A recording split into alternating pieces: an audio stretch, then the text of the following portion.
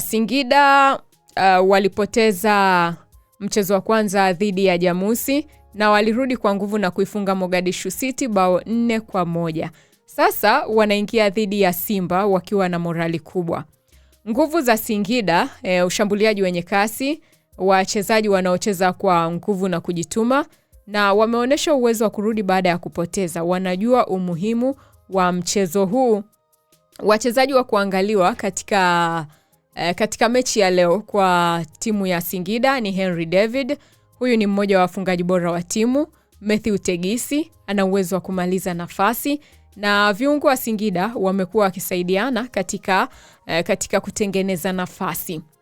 Tukigeukia klabu ya Simba, safari yao ilianza kwa sare dhidi ya Mogadishu City na ikapata sare nyingine dhidi ya Jamusi Sports Club.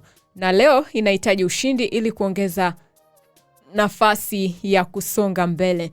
Nguvu walizonazo Simba ni uzoefu mkubwa wa mashindano, ubora wa majina na kikosi, wana uwezo wa kudhibiti mchezo, presha kubwa ya kutaka matokeo. Changamoto walionayo Simba ni kumaliza nafasi. Hii imekuwa tatizo. Kikosi bado kinaonekana kutafuta muunganiko na sare mbili zimeongeza presha kwa wachezaji. Tukiangalia uchambuzi wa kimbinu, Simba ikimiliki mpira katika mchezo wa leo inaweza kutumia winga kushambulia pembeni, na inaweza kiungo kujaribu kuvunja ulinzi wa Singida na vile kucheza taratibu kutafuta nafasi. Lakini lazima iwe makini na mashambulizi ya haraka ya Singida, mipira ya kupotezwa katikati, na Singida ikicheza inaweza kutumia silaha yake kubwa. Singida inaweza kutumia silaha yake kubwa katika kasi ya ushambuliaji. Wakipata nafasi nyuma ya mabeki wa Simba wanaweza kuleta madhara. Hao ni Singida. Singida vile wana pressure mapema. Singida haitaki Simba ijenge mchezo kwa uhuru. Na vile morali, Singida wana morali. Baada ya kufunga bao 4-1, kujiamini kwao kumeongezeka. Kwa hiyo wanaamini kwamba hata watakapocheza na Simba wanaweza wakashinda. Takwimu za kulinganisha ni kwamba mabao katika mashindano, Singida wako juu, Simba wako chini. Katika morali, Singida wako juu, Simba wako wastani. Uzoefu, Singida ni wastani, Simba wana uzoefu wa hali ya juu.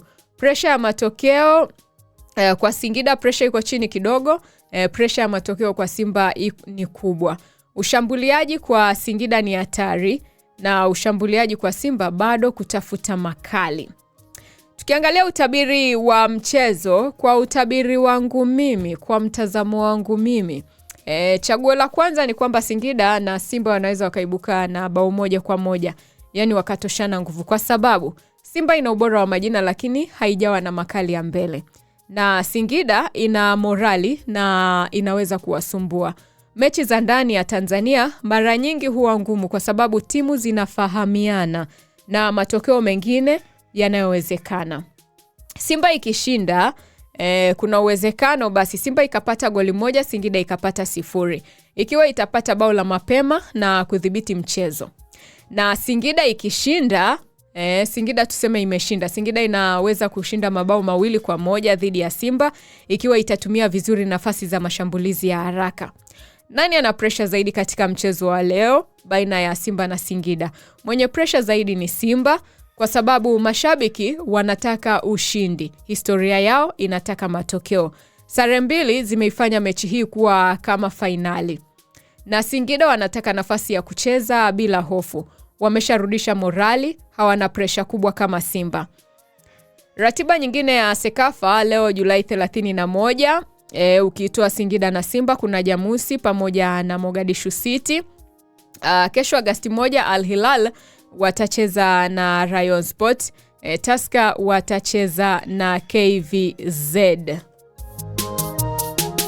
Kwa mtazamo wa kiufundi, mchezo huu ambao utachezwa leo, mchezo huu unaweza kuamua nani kati ya Simba na Singida atakayebeba matumaini ya Tanzania kwenye Sekafa Kagame Cup. Swali ambalo na kuacha nalo au swali ambalo unapaswa kujiuliza wewe kama mwanasoka, je, Simba inahitaji ushindi wa lazima au hata sare inaweza kuwatosha? Na Singida wanaweza kuonesha kuwa wao ndio timu bora ya Tanzania kwenye Kagame Cup? Ni swali hilo ninakuacha nalo hapo bwana.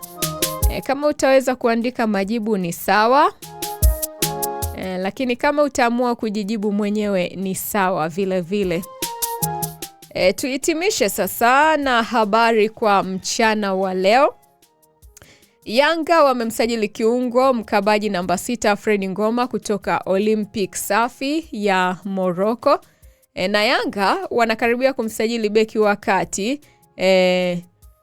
Omar Komara kutoka Golden Arrows ya Afrika Kusini. Yanga msimu huu wameamua. Simba wanakipiga leo dhidi ya Singida. Je, watashinda au tusubirie sare? Rais wa TFF wamesema kuwa timu ambayo haitavalia nguo kwenye dressing room itakatwa pointi 5. Kuna gazeti nilisoma asubuhi wanasema jumba la dhahabu la Yanga limezaa. Jamani. Haya, Azam wamepania kufanya makubwa msimu huu. Leo wanaenda Rwanda wanaenda Rwanda huko. Klabu ya Simba wanatarajia kucheza na Polisi FC ya Kenya kwenye kilele cha Simba Day. Timu ya Polisi tayari imepokea mwaliko na inajiandaa kutua Tanzania kucheza na Simba. Haya, yule kocha wa Simba alisema kwamba tusiwahukumu wachezaji wake bado mapema. Alisema siku ya kuhukumu ni ile siku ya Simba Day. Kwa hiyo siku ya Simba Day watacheza na Polisi FC. Haya sasa, kwa hiyo ile mechi sasa ndio itaamua. Na Polisi FC wenyewe wameshapokea mwaliko. Hizi ni habari ambazo nimekusogezea kwa mchana wa leo. Tuangalie majibu sasa ya swali la YouTube kwa siku ya leo, ambapo swali la YouTube limeuliza timu inayotawala mchezo lakini haifungi inaweza kutoa ubingwa? Kura zilizopigwa ni 21. Waliosema ndiyo, timu inayocheza vizuri bila kufunga mabao inaweza kupokea ubingwa ni 62%. Waliosema hapana ni 24%, na waliosema sijui ni 14%. Nukuu ya leo inasema mtu mwenye subira huvuna matunda ambayo haraka hawezi kuyaona. Mtu mwenye subira huvuna matunda ambayo haraka haiwezi kuyaona. Lakini vile vile wanakuambia bwana, subira yavuta heri. Lakini kuwa makini usije ukasubiri hadi mambo yakaharibika. Huwa wanasema mvumilivu hula mbivu. Mimi nakuambia kuwa makini, mbivu nyingine inaweza kuwa mbovu. 7 kamili tutajiunga na DW kwa ajili ya kupata habari. Tutajiunga na DW Swahili kwa ajili ya kupata habari na makala mbalimbali. Hivyo endelea kutufuatilia. Na pale usiku basi tutakusogezea mechi ya Simba na Singida Sekafa Kagame Cup. Tuone ni timu gani ambayo itatutambulisha kama Tanzania kwenye ubora wa mechi hizo za Sekafa. Nikushukuru sana kwa wewe ambaye tumekuwa pamoja tangu pale nilipoanza kipindi hiki hadi muda huu hapa. Nimesha kusogezea vichwa vya habari vilivyopewa uzito kwenye vinavyo trend huko kwenye mitandao ya kijamii. Nikakusogezea uchambuzi wa mechi, tukaangalia takwimu za wiki. 6 kamili tukasali pamoja sala ya malaika wa Bwana. Baada ya hapo tukaangalia ripoti ya uhamisho.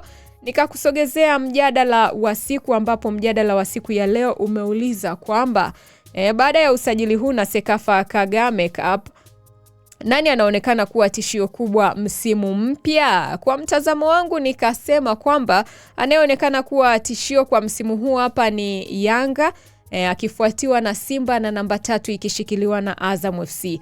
Baada ya mjadala wa siku nikageukia katika kipengele cha fahamu mchezaji, ambapo tumemzungumzia kiungo namba 6 ambaye amesajiliwa na klabu ya Young Africans anayekwenda kwa jina la Fred Duval Ngoma. Nikakusogezea ratiba ya mechi zinazofuata ambazo tumechambua mechi ya Singida na Simba.